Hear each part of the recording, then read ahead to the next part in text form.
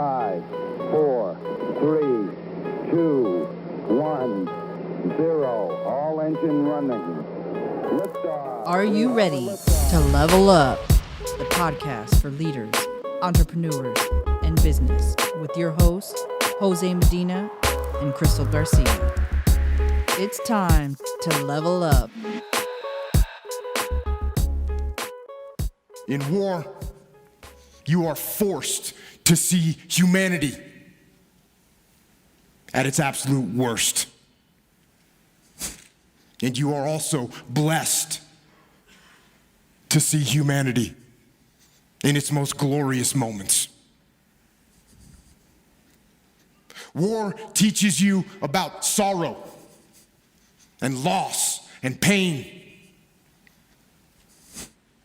And it teaches you about the preciousness and the fragility of human life. And in that fragility, war teaches you about death.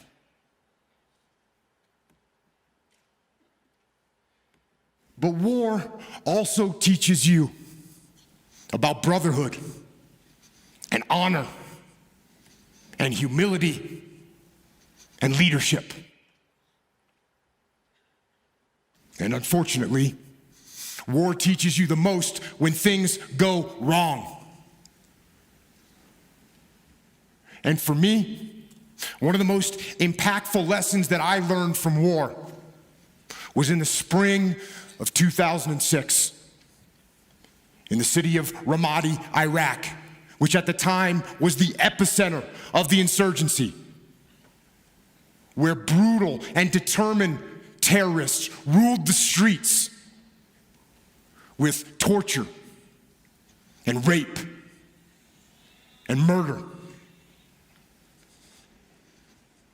And it was in one neighborhood of that city, during an operation that I was in charge of, when all hell broke loose. We had multiple units out on the battlefield fighting the enemy. We had friendly Iraqi soldiers, we had U.S. Army soldiers and U.S. Marines, along with small elements of my SEAL team. And then the fog of war rolled in with its confusion and chaos and mayhem, and with its gunfire and enemy attacks and screaming men and blood and death. And in that fog of war,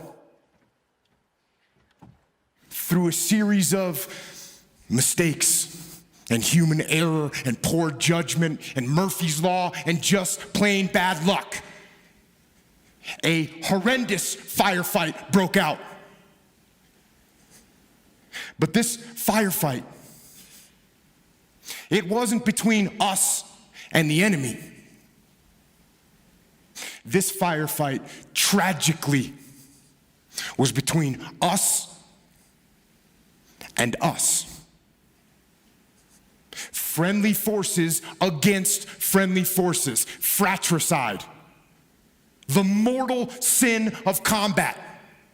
And the most horrific part of war. And when it was over, and the fog of war lifted, one friendly Iraqi soldier was dead, 2 more were wounded, one of my men was wounded, the rest of my SEALs were badly shaken. And it was only through a miracle that no one else was killed. And it was reported up the chain of command what had happened. That we had fought and wounded and killed each other. And when we got back to base, things didn't get much better. There was a message waiting for me from my commanding officer. And it said, shut down all operations. It said that the commanding officer, the master chief, and the investigating officer were inbound to my location. And they told me to prepare a debrief to explain exactly what had happened on the operation and what had gone wrong. Now, I knew what this meant. It meant that somebody had to pay. It meant that somebody had to be held accountable. It meant that somebody had to get fired for what had happened. So, I began to prepare my debrief. And in it, I detailed every mistake that was made and who made it. And I pointed out every failure in the planning and the preparation and the execution in the operation. And I pointed out who was responsible for that failure. There was plenty of blame to go around. There were so many people that I could incriminate with guilt. But something wasn't right. For some reason, I just couldn't put my finger on who was at fault and who specifically I should blame for what had happened. And I sat and I went over it again and again, and I struggled for an answer. And then, when I was about 10 minutes from starting the debrief, that answer came, and it hit me like a slap in the face. And I realized that there was only one person to blame for the confusion, only one person to blame for the wounded men, and only one person to blame for the dead Iraqi soldier. And I knew exactly who that person was. And with that knowledge, I walked into the debriefing room with my commanding officer, and the master chief and the investigating officer were sitting there waiting for me, along with the rest of my men, including my SEAL that had been wounded, who was sitting in the back of the room with his head and his face all bandaged up. And I stood up before them and I asked them one simple question. Whose fault was this? One of my SEALs raised his hand. And he said, it was my fault. I didn't keep control of the Iraqi soldiers I was with. And they left their designated sector, and that was the root of all these problems. And I said, no, it wasn't your fault. And then another SEAL raised his hand and said, it was my fault. I didn't pass our location over the radio fast enough so no one knew what building we were in, and that's what caused all this confusion. It was my fault. And I said, no, it wasn't your fault either. And then another SEAL raised his hand. And he said, boss, this was my fault. I didn't properly identify my target, and I shot and killed that friendly Iraqi soldier. This was my fault. And I said, no, this wasn't your fault either. And it wasn't yours or yours or yours, I said as I pointed to the rest of the SEALs in the room. And then I told them that there was only one person at fault for what had happened. There was only one person to blame. And that person was me. I am the commander. I am the senior man on the battlefield, and I am responsible for everything that happens. Everything. Those are some powerful words from Jocko Willink. Very powerful. Yeah, former Navy SEAL, author of Extreme Ownership. And I want to welcome our listeners back to another episode of Level Up. Today, we're going to be discussing extreme ownership. All right.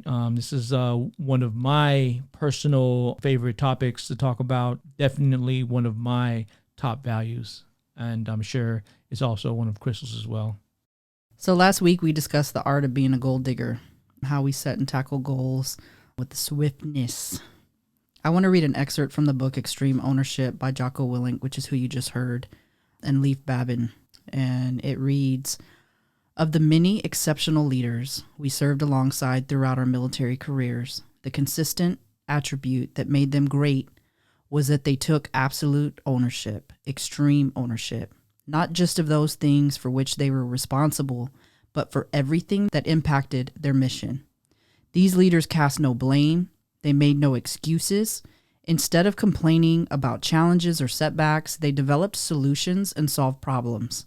They leveraged assets, relationships, and resources to get the job done. Their own egos took a back seat to the mission and their troops. These leaders truly led. That's pretty good. Very good. What resonates with me is you talked about where you said these leaders cast no blame, they made no excuses, and I think that's a really powerful statement in terms of leaders being able to own their responsibility in a process or in a mission or in an operation, and not turn around and say, oh, the reason why we didn't succeed is because Bob didn't do his job. You know Absolutely. what I'm saying? What does extreme ownership mean? The definition for extreme ownership is the practice of owning everything in your world to an extreme degree. It means you are responsible for not just those tasks which you directly control, but for all those that affect whether or not your mission is successful. Whether or not. Absolutely. Incredible, man. What are your thoughts on that excerpt concerning extreme ownership? I think it's very powerful when you say these leaders cast no blame, they made no excuses. That's really telling. I've worked in different places where, leaders don't take responsibility, and it's extremely, extremely disappointing. A lot of times you go into a board meeting or a command and staff like we had in the military, and the goal is to point the finger at someone and say, oh, this is the reason, that person is the reason why the mission didn't succeed. And Jocko Willink spoke about it on his TED Talk, the audio clip that we heard a little bit earlier, where he said, he walked in and everyone in the group was saying, hey, it was me. I'm the one who caused the mission to fail. I'm the reason why we had fratricide and blue on blue engagement. And he said, no, it's not your fault. It's not your fault either, and it's not your fault. Ultimately, it is my fault. It is my responsibility for the success or failure of this mission because I'm responsible for the overall mission. You know what I'm saying? And that doesn't take away from the individual who may have failed in his particular, objective or his particular task. That may be true. He may have failed in his particular task, but overall, it was the responsibility of the leader. Absolutely. At every level, you want for individuals to take extreme ownership. And that's an example, saying, hey, it was me. That was my fault. That's, taking ownership of what is in your control, and maybe not in your control, but in your area of operation, so to speak. It's definitely good to hear that people were doing that. You can kind of find yourself sometimes in different areas of your life, and especially in work, where you can even find yourself saying, oh, well, the person before me did X, Y, Z, and that's how come I can't do this or I can't do that. I think that exercising extreme ownership is a good indicator of your success, moving forward in any organization and in life, period. If you can exercise extreme ownership, you're going to be successful, man. Yeah. You just are. There's nothing more disappointing to me as a leader when I have a subordinate leader who comes to me and says, hey, this didn't get done. Right. Or says, oh, I can't do this because of, this other person or this obstacle. You know what I'm saying? Right. As a leader, it's my expectation that when I delegate a task to a subordinate leader, that he is capable. Obviously I put him in that position because they're capable. They're capable, right? So to give someone a task and then to have them come back to you and say, oh, I can't because is extremely disappointing and speaks to their ability to accomplish the task. You know what I'm saying? And it lacks ownership.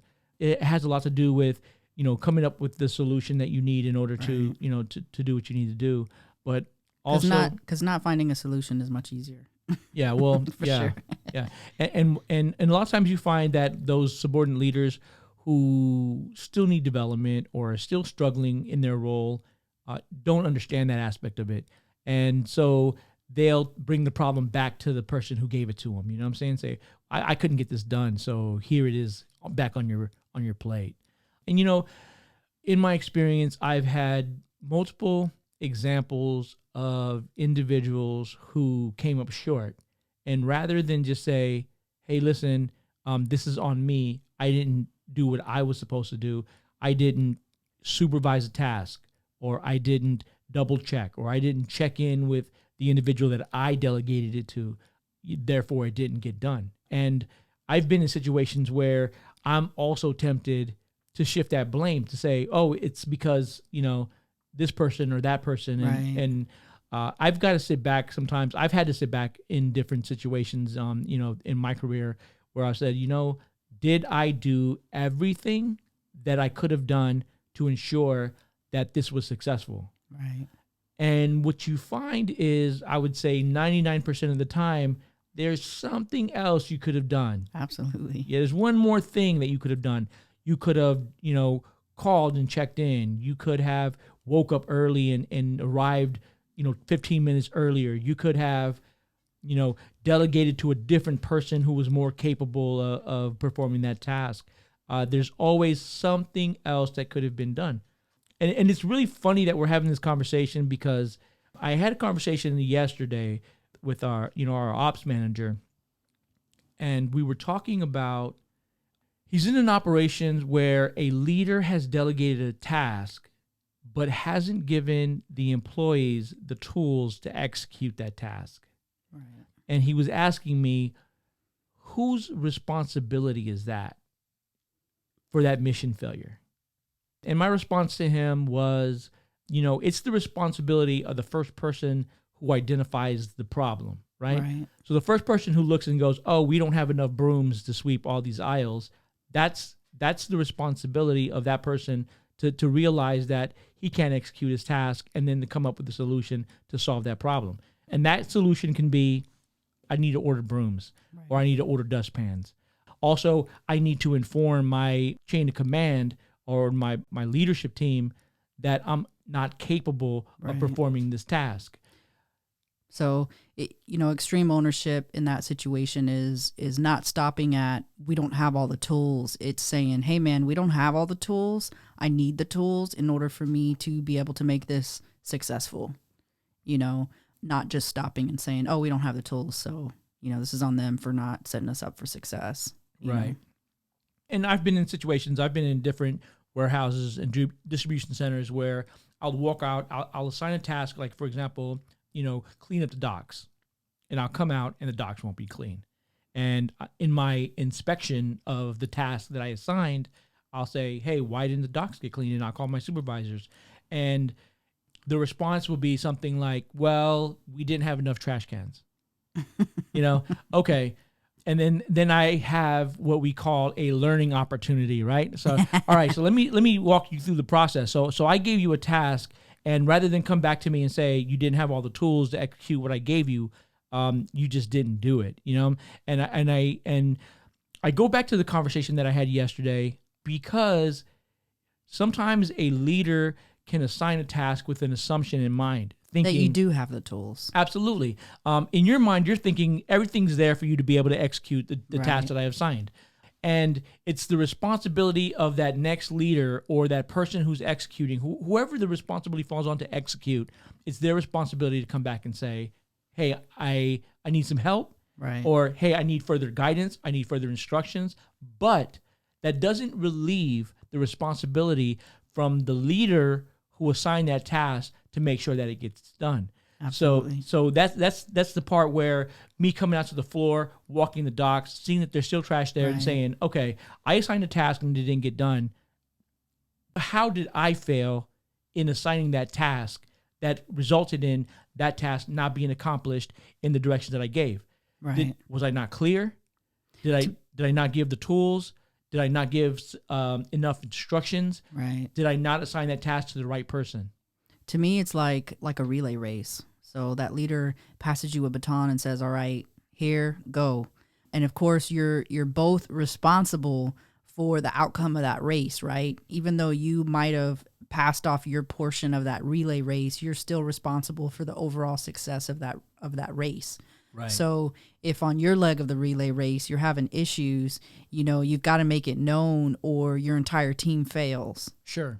And you say team, and I like that concept because, you take it as sports, right? And on the sports team, no one blames any one player for the failure of the team. You know what I'm saying? Right. When the team fails the whole team fails. Yeah, the whole team fails. But who do they blame? Who gets fired at the end of the day?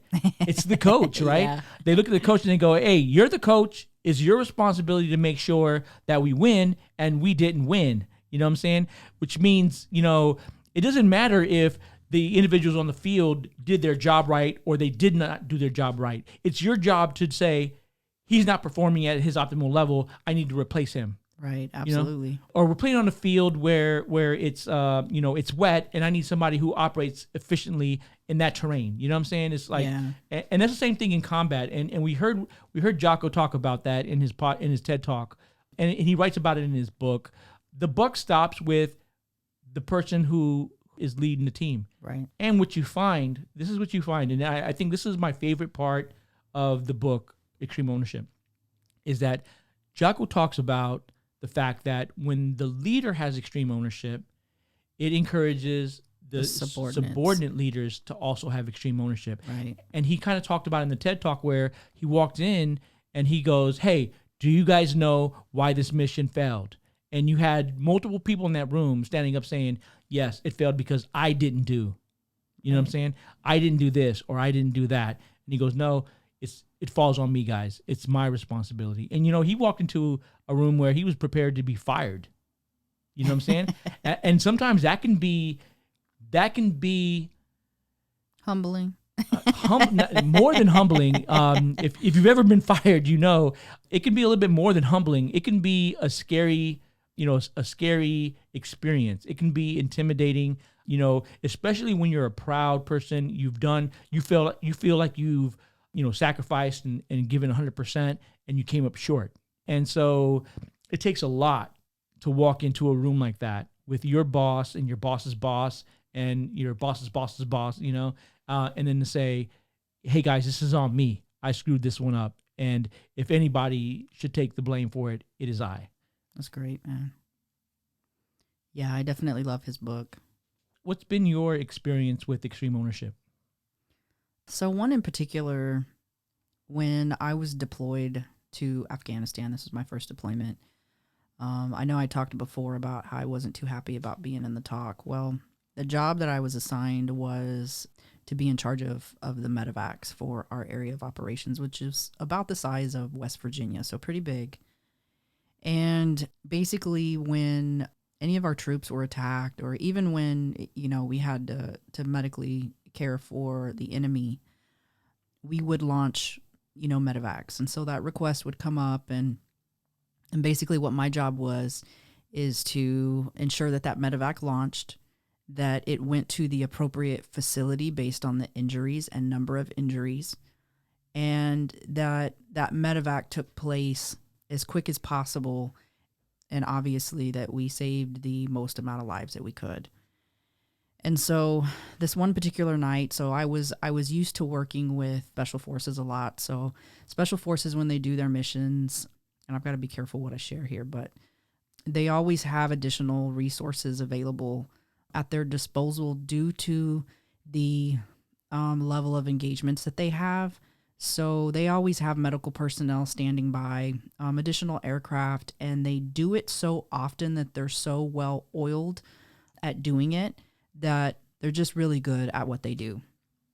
And so one night I had gotten a request for a medevac, and it was for a soldier who had attempted suicide, and he was going to pass away if he was not flown out within a certain period of time. Like, that was just, it was a given.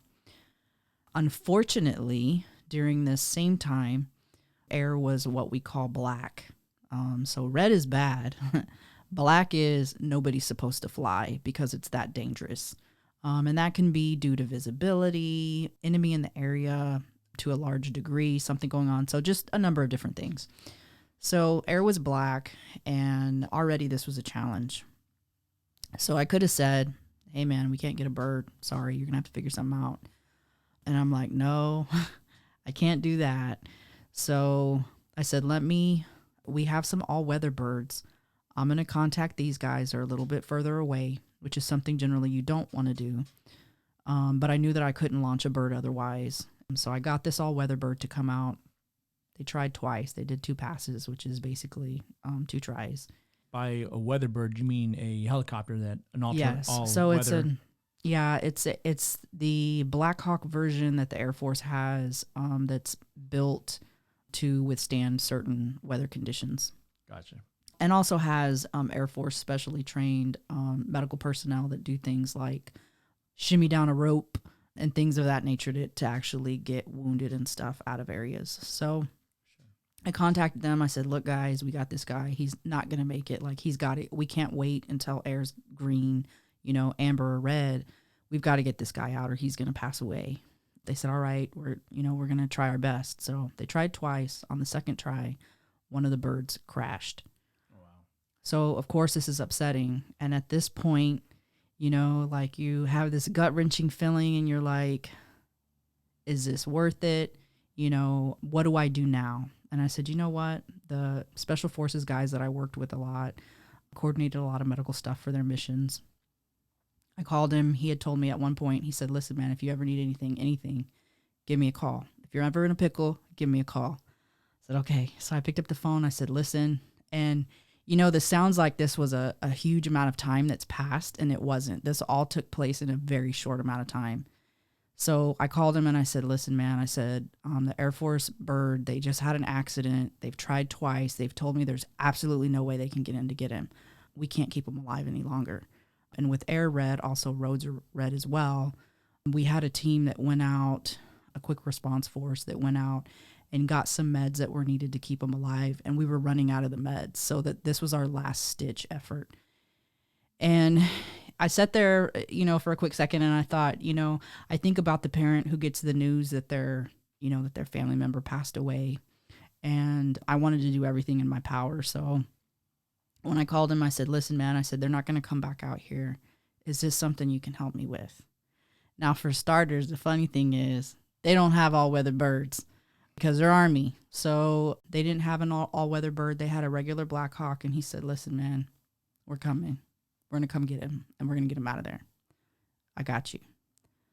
And so they're getting ready to launch. Their bird spun up. They were just getting ready to lift off the ground, and the Air Force says, we're going to try one more time. They didn't want to be shown up. So they flew back out. He got picked up, and he's alive today. And the reason that I bring that up as an example is because sometimes extreme ownership takes place, in some of the most overwhelming odds. And so many times throughout that time span of trying to get this guy flown out and to a level of care that could, save him, I could have said, this is too much, no, too much has happened, no, a bird's already crashed. There's, so many times within that all taking place that I could have said, this isn't on me, or I've done my part, any of that. And I just couldn't do that. I just couldn't do it. So have you ever had a moment of weakness where you blame somebody else for a failure? Yeah, I have. I think so. And I would say I had a job actually in the civilian sector when I got out of the military. I took a role, and when I showed up, a lot of stuff, we were getting ready to go through a big inspection. When I started doing a gap analysis on the situation, so much stuff was messed up. Is this when you were emergency management? It was. Yeah. I think it came out of frustration, but I was like, man, so much stuff is messed up. Like, I'm concerned we're not going to pass the inspection. And after a while, and I'm sure to them, they were thinking, man, she's really kind of passing the buck. And, like, okay, got it. The person before you didn't, And then I started thinking, you know what? I can't just say that, hey, the person before me, like, I'm going to do everything in my power to make sure that this doesn't fail. So I changed my attitude. let me tell you that not only did we go from being in last place to first place in a lot of different areas as far as emergency management went, but also we passed 2 joint commission surveys for the hospitals and clinics, that I was in charge of. That's what happens when you take extreme ownership, when you practice extreme ownership. Absolutely. The time that you spend wasting, blaming and everything else is time that you can spend making it happen. Sure. So one of the things that that I talk about a lot, and anybody who's known me for any length of time knows that I say things like focus on the solution and not the problem. And that's exactly what you kind of described when you're blaming someone else for how hard the work is, or why you're not further ahead than you should be, or why you're not excelling like you think you should be at this time. To go back and say, oh, it's because of this person or that person. You're really focusing on the problem still. Right. You're not ready for the solution. Obviously, what you found in your story, and the story that you just shared, is that once you stop focusing on the problem, you can find a solution. You can definitely find a solution, and you did that with the Blackhawks when you were downrange as well, and that was a great story. And sometimes I don't want people out there to think that when you encounter a situation that in those moments of frustration that it's just completely wrong to say, dang, the person before me kind of set me up for failure. Maybe you say it to yourself, maybe you say it to somebody that you're working with, or whatever. Sometimes you need to get that frustration out, but you just have to remember that it's a time waster. Yeah. So I think the appropriate length of time that you can blame your outgoing person is 3 days. 3 days is the max. After 3 days, you own it. It's yours. Don't bring up that person anymore. He's gone. He's no longer an employee. Quit dragging him around. Yeah, for sure. All right. So, hey, Jose, have you ever found yourself in a situation where you've blamed somebody for a situation? Yeah, I have. I found myself in a temporary moment of insanity. Temporary moment of insanity, huh? That's what we're going to call it. I don't believe in weakness. But yeah, so my situation happened when I was a medic in the military. And this is just one example. I'm sure I've done it other times when I've been in default mode. We talked about default mode, And so in my situation, I was responsible for the immunizations program for my unit. I was a medic in the Black Hawk squadron. And in my role, it was my job to make sure everybody was up to date on shots, right? And so I thought the extent of my responsibility was to shoot out reminders and say, hey, your shots are overdue, come get your shot, And obviously, anybody who's been in the military and spent any time in the military knows that MedPros is a big deal. Like, what I'm saying? Every MedPros is how they track your medical condition and track your unit's ability to deploy based on the health condition of the entire unit. And so one of those factors is immunization. So if your immunizations is out of date, then you are non-deployable. And so a big part of my job was making sure that everybody was deployable and everybody had their shots. And so what I was doing was I was sending out reminders to everyone. And of course, I was in a unit full of pilots. And pilots are notorious for being prima donnas and doing what they want to do. So when my commander came to me, he was upset because we were not where we needed to be in terms of MedPros. And he said, I was a sergeant at the time. He said, Sergeant Medina, what is the problem? What is going on? Why are we not where we need to be at? This is your responsibility, and my expectation is that we're at 100%. Yeah. No excuses. I really had to sit back and I had to reassess myself and say, am I doing everything that I can do? And the answer was no, I was not. And so what I did was I gathered my small team together and I said, this is what we're going to do. There is a 100% training session that's going on at the church on main post. What we're going to do is we're going to set up immunizations outside of the door. So whenever they get done with the training session, as they start to come outside, we can grab everyone who's overdue and we can give them their shot.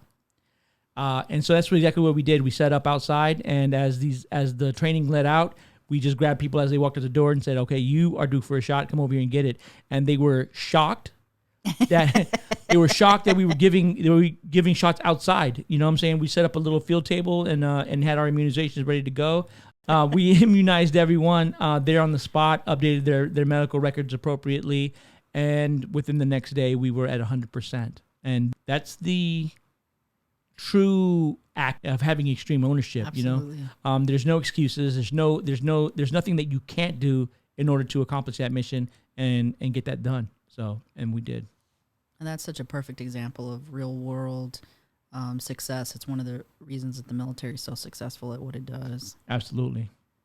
How does extreme ownership impact leadership, business, and entrepreneurship? I think that extreme ownership is the key foundation for good leadership. I don't think you can have good leadership without having extreme ownership. Any leader who doesn't take responsibility Sucks. and doesn't they do suck. But any leader who is not taking responsibility is giving blame, is pointing Right. blame. You know what I'm saying?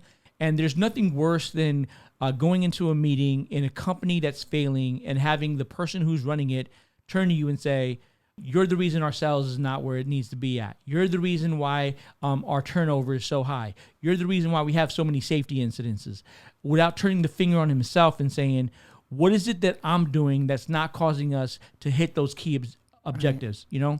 And it could be something like maybe you're not giving them enough time. Maybe you're not giving them the right equipment. Maybe you're not providing them with, purpose, direction, and motivation. Maybe Right. that's why. Right. And I think that's a big part of business. And I've worked in organizations where extreme ownership wasn't practiced. It was kind of loosely practiced. Like sometimes I take responsibility.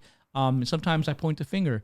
And what you find is the culture in those types of organizations is typically toxic. Absolutely. You're going to find that the employees are afraid to take risks because they don't want to be blamed for a failure. Sure. You You want me to tell you how you can tell when a business doesn't practice extreme ownership? How? If their safety program sucks. If they have a lot of safety incidences, Sure. you know that they do not practice extreme ownership. Why do you say that? Because specifically for safety, so I'm just going to use a warehouse example.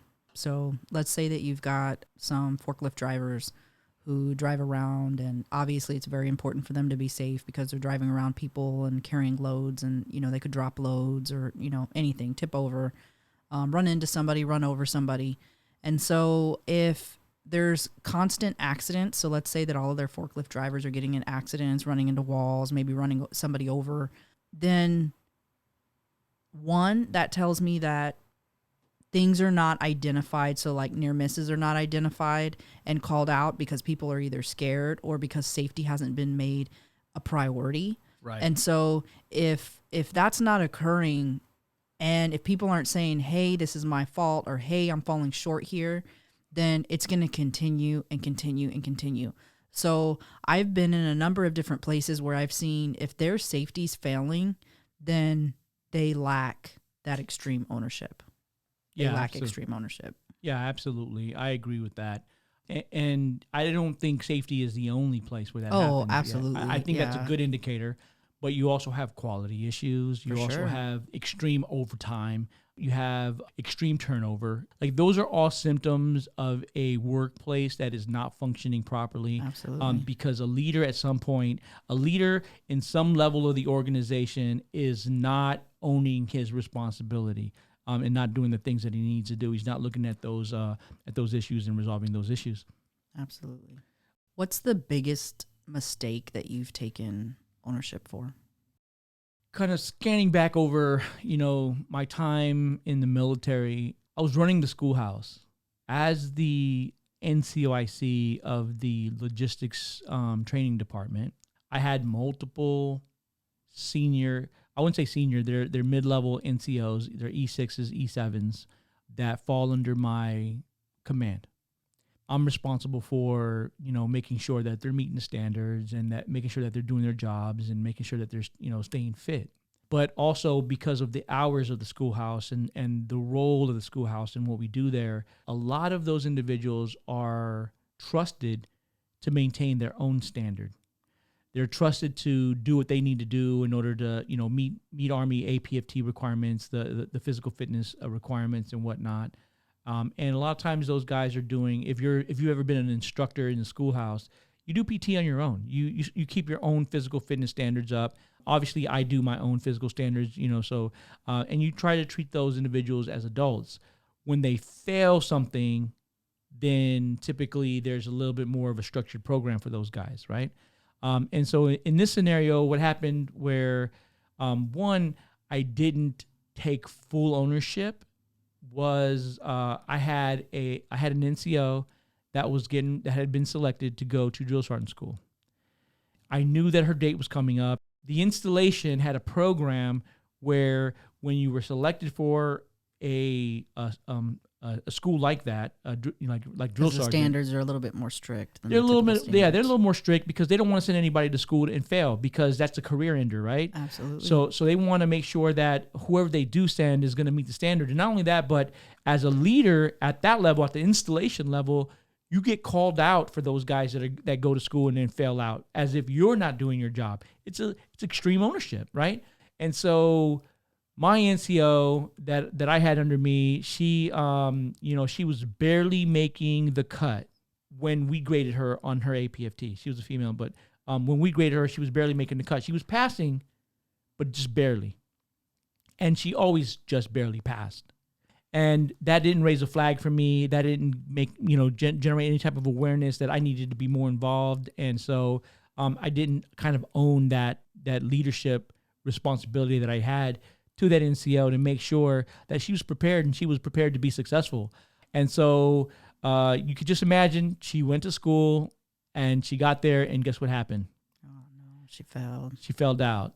And when she came back, guess who has to go see the installation command sergeant major? Her leader. Yeah, me. And called on the carpet. Absolutely, and rightly so. Rightly so. I was ashamed of myself because that is a direct reflection of the type of engagement that I was having with that soldier and the type of support that I was giving her as she was prepared for something that was extremely difficult. You know what I'm saying? That's a very tough school. And what do you say when people say, well, she's a grown adult, that's her problem. She's, that's on her. And that actually came through my mind. You know what I'm saying? That same logic came through my mind. And I said, she's an adult. She should have known better. She should have tried harder. She should have worked harder. You know what I'm saying? And it's easy to pass that buck. And that's why I say sometimes we fall into default mode and we say, oh, it's not my fault. It's your fault. It's your fault you're not on time. It's your fault you're underperforming. It's your fault that you didn't succeed and you didn't win. But you need to turn that around and you need to look at yourself as a leader who has extreme ownership and say, okay, this employee is coming in late. What can I do to help this employee get here on time? And only when you've done everything you can, right? Only when you've exceeded all your limits and all the things that you can contribute to the problem, can you say that you failed. Right. When I was at Cardinal Health and I was running the distribution center there in Minnesota, I had an employee that had he was coming up on his points for attendance, and I began telling him every day how many points he had. I said, hey, you get terminated at 8 points. You currently have 6. And then the next day I'd say, hey, you have 6.5. And the next day I'd say, hey, you're at 7.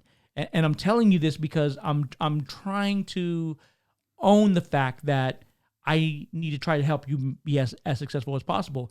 And some people may look at that and say, well, that's a little extreme. But that's what extreme ownership is. It is extreme. And I think a good example is with your kids. If your kid doesn't make it to school, whose fault is it? It's the parents' fault. Absolutely. So I think, when you have people who are looking to you, and as a leader, you're put in a position where you're put in that position for a reason.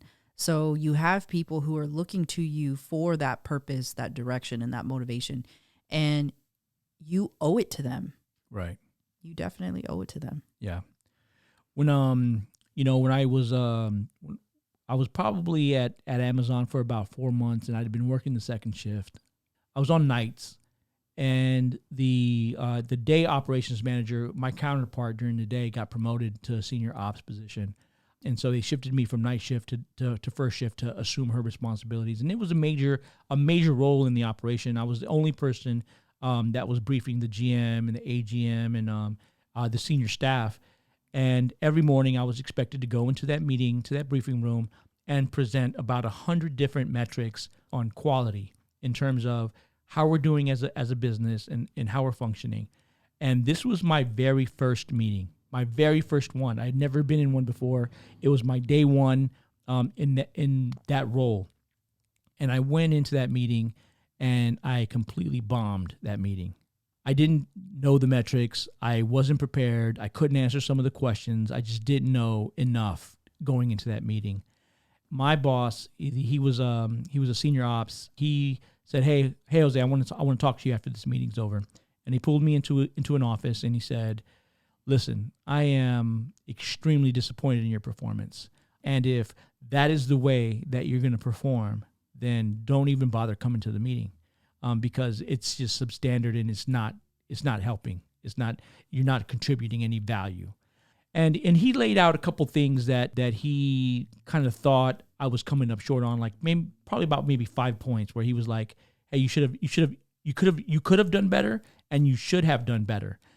And I listened to him, and I think of the 5 points that he made, he was probably off the mark on 3 of them. There was just some information he just didn't know, or he wasn't aware of, or he was made some assumptions. And as leaders, sometimes we do that, and that's something that I just kind of let that roll off my back, and I didn't really focus on that. But there was 2 things that he talked about, that he made a point about. One was me being prepared, and then the other one was about my knowledge.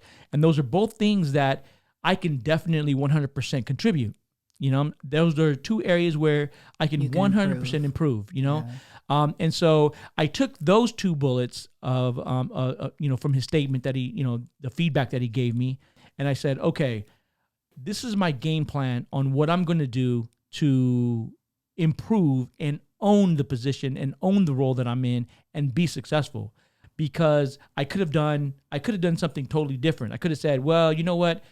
He just doesn't like me, and therefore I'm not going to be successful here. So here's my 2 weeks notice. I quit.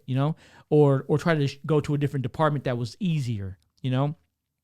But instead, I took those 2 points, I sat down and I said, okay, these are the 3 action items that I'm going to do in regards to knowledge. Every day I'm going to come in 1 hour early and I'm going to learn 1 metric from bottom to top. And every day at the end of the shift, I'm going to do a learning lesson, in their training program that teaches me about, 1 of these metrics. And I'm going to do that until I know all 100. And I'm going to come in an hour early every day, and I'm going to prepare the notes for the meeting, and I'm going to research every detail that has to do with that. So, for example, if one of the metrics is corrective feedback to an employee and whether it was delivered the day prior or not, I'm going to know to the detail what time that employee clocked in, when did that employee take lunch, when did that employee leave for that at the end of the day. That's a great example. Yeah, man. And I'm going to tell you, it was extremely difficult. And I would have, my days turned into 10, 12, 14-hour days, but it came to the point where there was no way that I would go into a meeting and not know everything about what I was talking about, everything about what was being presented, and there was no other person in that room that could challenge me on any metric because I had dove deep into that particular metric, and that's extreme ownership. And I think that's sometimes that's the level of extreme that you have to get into to be successful. Absolutely. To close things out today, how can you exercise extreme ownership? You can read the book Extreme Ownership by Jocko Willink. You can watch the TED Talk Extreme Ownership by Jocko Willink. And take ownership of everything within your perimeter, not just the things you want to or believe are yours to own.